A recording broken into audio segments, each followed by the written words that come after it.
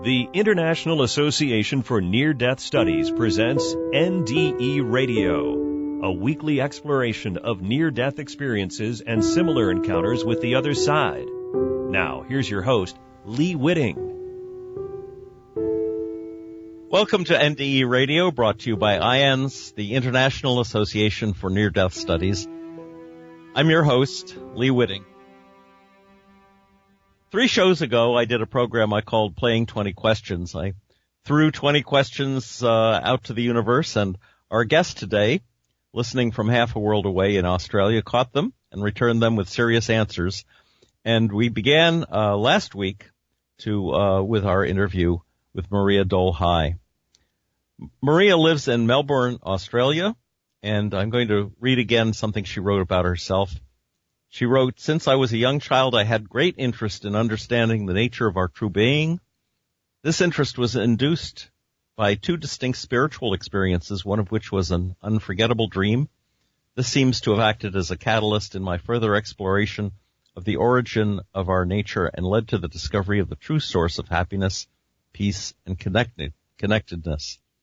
And I should let you know that the details of that dream are contained in a letter that I read on the air some 3 years ago from Maria, November 4th, 2013, and which you can listen to by hitting our past shows button. And be sure to listen to last week's show as well, which is part 1 of this interview. Maria, welcome back to NDE Radio. Thank you so much, Lee, and thank you for the listeners. If I may I say a big hello to my relatives in the U.S. who are also listening, and maybe some of them in Europe as well. Oh, very good. Yes, I just got back from a family reunion wedding in New York City, and it's always good to greet the relatives when we can. I'm going to attempt to summarize what you talked about in our show last week, just to bring our readers up to speed. First, you talked about your dream, which I have already told them they should go back and listen to, which I thought demonstrated beautifully both the nature of connectedness, can't speak today, and loneliness. And that life comes into the world as a form, and forms include thoughts and emotions that consume us until some sort of mystical experience or awakening, something like an NDE, or the red pill, to use the Matrix movie analogy, makes us aware of the present, that makes us aware of life, and you call that awareness. Forms change, awareness does not. Awareness is not like other forms. Awareness is here and now. Thoughts are past and future, and thoughts are forms, but awareness has a feeling of nothingness. And then I guess our thoughts are, those thought forms come to fill in the blanks. Let's see, you used a TV analogy, which I thought was really great. The TV, is let's call it the reality, and the thought forms that pass across the screen are those changing things that don't really amount to the full meaning of life. Thought doesn't know anything, but only it's only form, and the thought is like the moth. To know the moment, it has to die. It has to be consumed in order to be fully aware. And if you ask the thought, "Where's the me in you?" If you ask your thought, "Where's the me in you?" you'll find there is no me in the thought. Did I get anything right? Beautifully, beautiful. Now, should we continue from here? Yes. Let's go on. And why don't you, if you'd like, just start from where we left off. Okay. At some point, I will maybe go back to the 20 question. Would you like that? Yes. As a matter of fact, if you want me to bring one up, I'd be glad to do that. All right. Give me a second first. I just wanted to say a couple of things. Yes. If I may add to what you said. And the reasons to do it is because your sum up was really good, and also it must be highlighted that the most important thing is not to just accept anything I say, but for the audience to investigate it for themselves, to look if what I said was a true experience for you. True experience meaning stop, look at what's happening in the present moment, look at your thought, and see if you can step out of it. And of course, once you receive the grace of the ability to be able to step out of it, you will also experience a space, an emptiness there, and then go into investigate that space, find out what you can about it. Generally speaking, as I said in the last show, it doesn't have the same qualities as a normal form, but what you will find is you will find peace there. Also, what you will find that it is a great source of power to create beauty, to love, and also the ability to relate to other people, which is vital in this integrated life we live. Maybe, Lee, you could ask a question, and then we go from there. Okay. You spoke of, I think, potential being life or God. It comes into form by somehow giving up its own totality, giving up itself, perhaps forgetting what it really is. And I guess my question is, why would we choose form if we are bathed in awareness? Oh, it's such a wonderful question. Now, it is so at this present moment, we're looking at it from a form's point of view.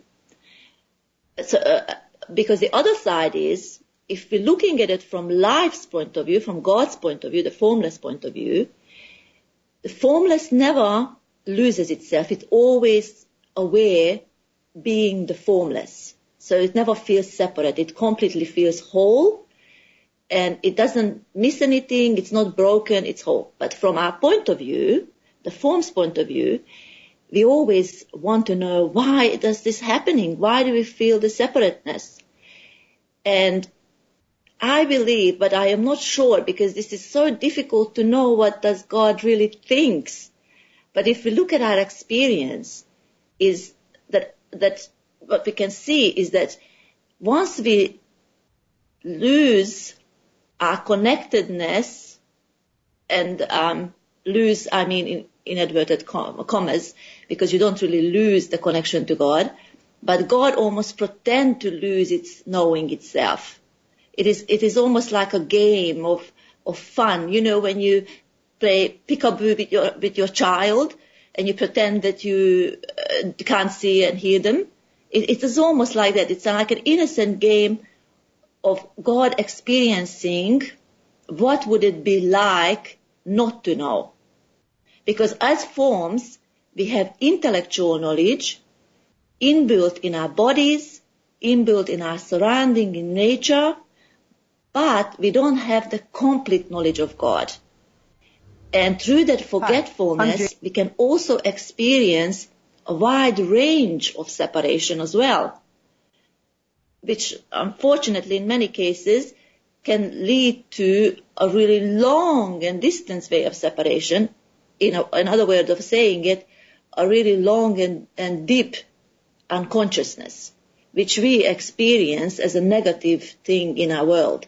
Having said that, that is still life itself, which is very hard to believe, because unconsciousness results in suffering, and very deep suffering, paradoxically speaking, is also God itself. Well, that's what really was my corollary to that question. If God is pretending to lose knowing itself, and it's a game, why does this game end in so much suffering? I mean, we look around the world and we see wars and starvation, disease, and so forth. Why would God not why would we not withdraw from the form and go back to the awareness before we cause such pain for people? Again, I don't know if I am entitled to answer the question, but just from my own experience, I believe that part of experiencing the unconsciousness and, of course, the result of the suffering and the pain is to experience the degree of separation, which otherwise you would not experience being completely connected inside God. So we're experiencing in this world a wide degree of separation or a wide degree of pain, which cannot be experienced inside life, inside God, so to speak. I mean, we are inside God, and I know my words are not completely covering the whole truth, but that's the simple way of explaining it.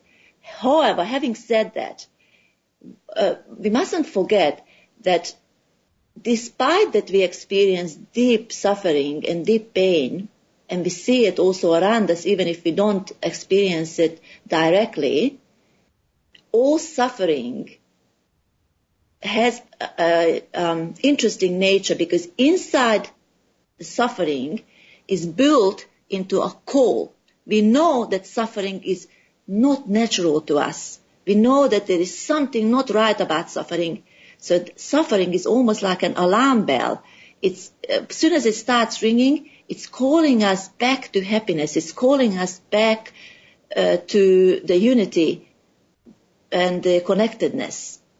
So it's sort of a twofold thing. Once, it's almost like putting it this way. A little ray of sunshine separates itself from the sun, comes into the world, believing itself to be separate, and start burning its own energy up. And then once it realizes that it is not as separate as it thought it to be, and suffered long enough, then it can return back to the source. But having said all this, we can look at this in our own experience, that if we have a happy, for most people, I can't speak for everyone, but if we have a generally happy life and everything is easygoing, we don't tend to need God. We don't tend to need anyone, really. We think we are a complete, separated, isolated being. And we don't even, we can even feel that we're separated from others, we're superior to others. But the moment we experience pain and suffering, we feel the need to connect, the need for help, the need for acceptance. So this is probably the most simple way I can describe it. And having said all this, let me just put something here which is interesting. The inside life and awareness where you experience peace, and which you can experience this even amongst deep suffering. You can separate yourself from your thought and experience momentary peace, and even longer than that. What you're going to find, or what the audience is going to find, is this. It is not only that beauty and power resides there, but also love. Another way of saying love is being in the present moment completely without the me, the mental story. So I come to you without the me, and you come to me without the you, the your mental story, and this is how we commute in love. That's what truly love is.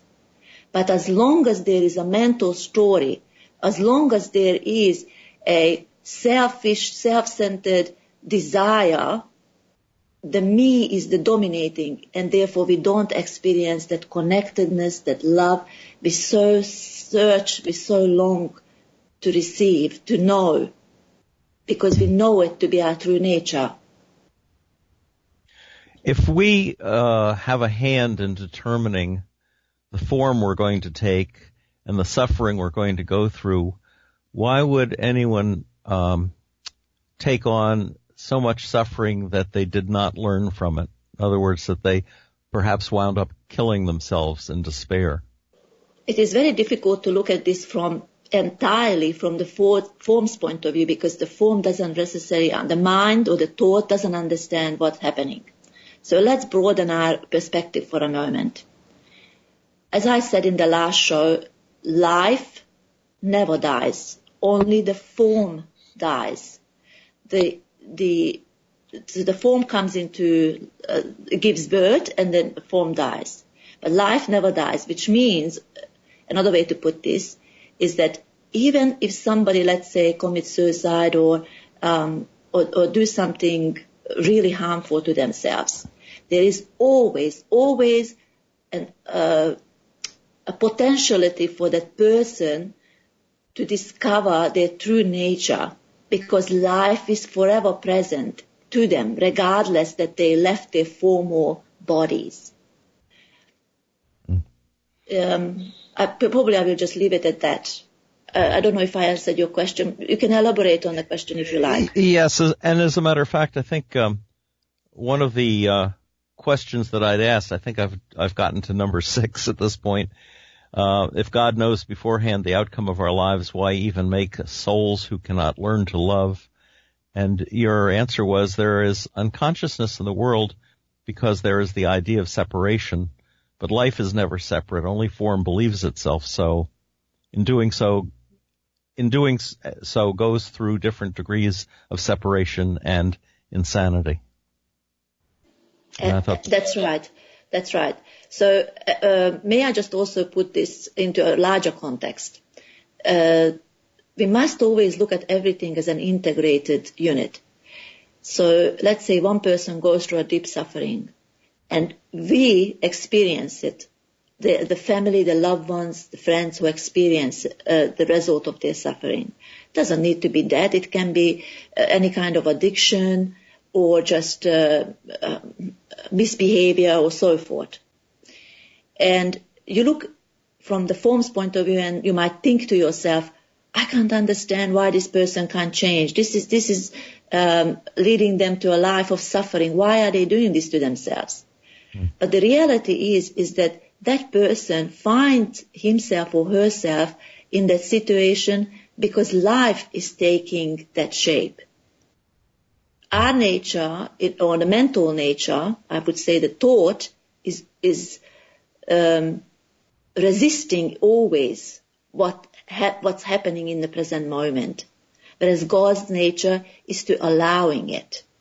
For us, it is a gift when we see someone else is misbehaving, even though it's very difficult to believe it is a gift, because it is also trying to wake us out of our unconsciousness and see that unconsciousness can lead to such a pain, such a suffering. And then we can immediately look at ourselves and say, right now, am I unconscious or am I conscious? Am I being run by my thoughts? Because this is so interesting that one of the biggest addictions human beings experience is that they're addicted to their thoughts. That is probably the biggest challenge we have, is how to not to be addicted to our thought and how not to reincarnate into the form and the emotion what the thought takes us into. The biblical story of Lucifer becoming jealous and separating himself and a third of the angels from God would be Lucifer and those angels taking form, I would guess, because of the nature of separation. But that according to the mythology of it, happened in heaven. So would you say that there is evil beyond the evil that we see as forms? Is there evil itself in life? Let me put it this way. Ultimately, all there is life. Nothing outside life exists. It's impossible, because what life is, the isness of the isness of here and now. Evil also part of it, and this lovely story really represents, even with this, where it says it happened in heaven, meaning it happened in the present moment, in the here and the now, where Lucifer and his angels believed themselves to be, and wanted to be. Their desire was to be separate. And they in the story represent of how separateness and believing that you can be special and unique as a separate being is immediately leads to suffering. Because in the story they call the fallen ones, isn't it? So they immediately fall. So where do they fall from? You can't go anywhere because you're inside life all the time. But what they fall from is in their own mind they fell from. In their own beliefs they fell from grace. So it is in our own mind, in our own mental creation, we are separate. And that is what is causing the great suffering. Having said that, when I say suffering, I really sum it up. So I'm not necessarily talking about physical suffering as such, because there is different degrees, and I don't think there's enough time on the show to explain it all. Mm-hmm. One of my questions was about ghosts, fairies, and other what we would call phenomena like that, and they are. I can see that you would say those are all forms. Would you say that all creation are individualized forms? Trees, rocks, do they contain awareness? Are they a part of life? Absolutely. So again, I know I'm in danger of repeating myself. So all form is inside life, and life is taking form in different ways. So ultimately they are connected inside form. There is no disconnection from life. And our ability to perceive and acknowledge different forms is limited to our own form. Again, we can experience this in our natural world. We are only able to see through our senses and hear through our senses limitedly. We have limited abilities to see nature in a certain way. Different animals, birds, fish, so forth and so forth, marine life, perceives life a different way from us. Having said this, having used this example, may I just take it further? Sure. Who are we to say that there is no other life forms which we cannot perceive, things which we cannot see? I suppose one of the best examples is to use when people have a near-death experience and they come back and they tell in their testimonies of what other things they were able to perceive. Of course, out-of-body experience and other spiritual experience can do the same as well. Having said all this, regardless of what other angelic forms or angelic existence or alien forms, or as you would say in the leprechauns or the fairies, what other things we share our universe with, ultimately they are all forms, and regardless of their ability and our disability compared to other forms, we still are the source of life itself. Life is calling us back to the original source. On the way, we can stop and investigate these other beings, and that we might find fascinating, and that might be good for us in a sense that, especially if you have a certain experience and you want to get to know more about it. But ultimately, even that experience is a call for you to investigate further, come deeper. Oh, God is always calling you closer and closer. So all phenomena is really appearing, generally speaking, to point out the vastness of the beauty of God. Now, there is another side to this story, which I think is vital to mention, that not all highly or different spiritual existence is good, if I want to put it this way, or another word to use it is conscious. Just because someone is living in the spirit world, so to speak, that doesn't mean that they don't have egos. That doesn't mean that they, in that world, in that environment, is not experiencing a separate existence. So we have to be very careful of not to believe everything and anything we hear from the other, whatever experience we might have had, because that doesn't, just because it's, let's say, for instance, someone died and a spirit comes back, and just because someone's dead, that doesn't mean they're smarter than when they were alive. The ego can still live on in that form. I will leave it at this point. Okay. Would you like to go on with your questions, Lee? Yes. I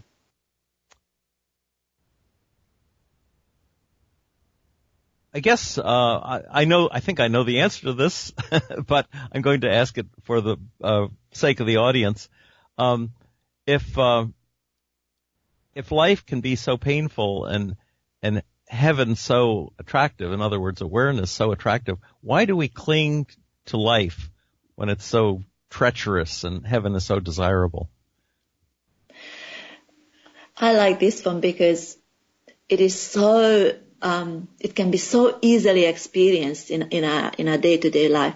We cling on to it because we believe ourselves to be this separate entity whose life is fragile, and therefore we are afraid that if we connect to God, we will disappear.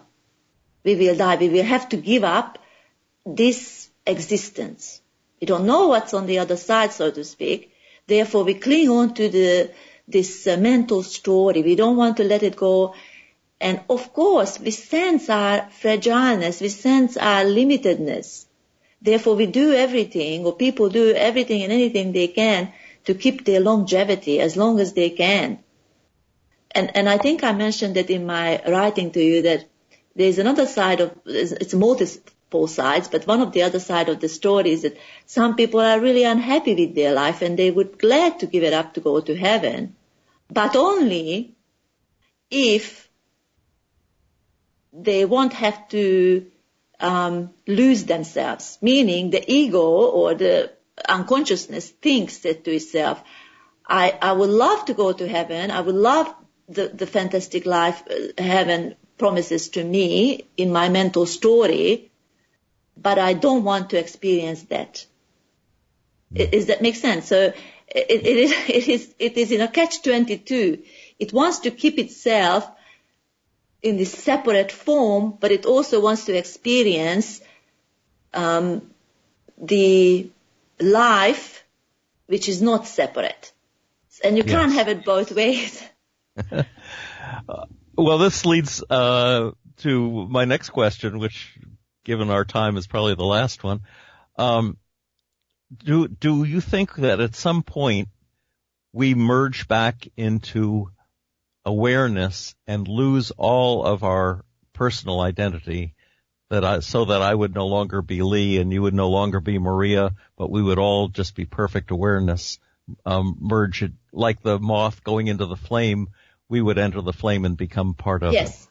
Yes, absolutely. We experience this day to day. We're just probably not paying attention to it.